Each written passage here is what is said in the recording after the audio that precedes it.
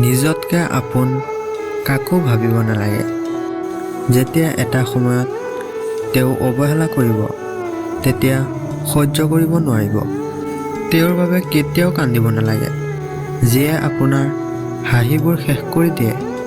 জীৱনত ইমানখিনি সাহস থকা দৰকাৰ যে জীৱনত প্ৰতিটো সমস্যাত হাঁহি মুখে থিয় হ'ব পাৰে।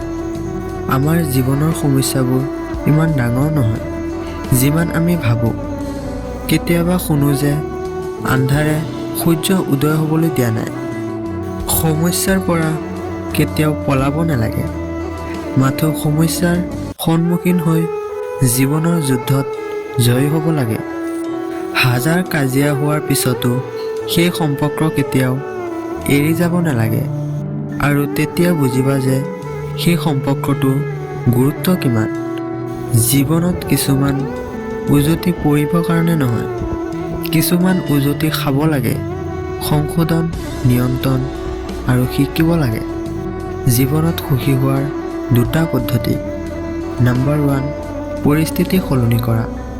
নম্বৰ 2, পৰিস্থিতি বুজিবলৈ নিজে সলনি হোৱা। পৃথিৱীৰ কোনো বস্তুৱেই আপোনাক সুখী কৰিব নোৱাৰে যেতিয়ালৈকে আপুনি নিজে আপোনাক সুখী হ'বলৈ নিদিয়ে। চ' ফ্ৰেণ্ডছ, আজি ভিডিঅ'টো ইমানেই। আশা কৰোঁ ভিডিঅ'টো চাই ভাল পাইছে।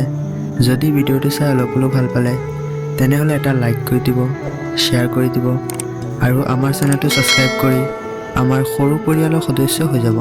ধন্যবাদ।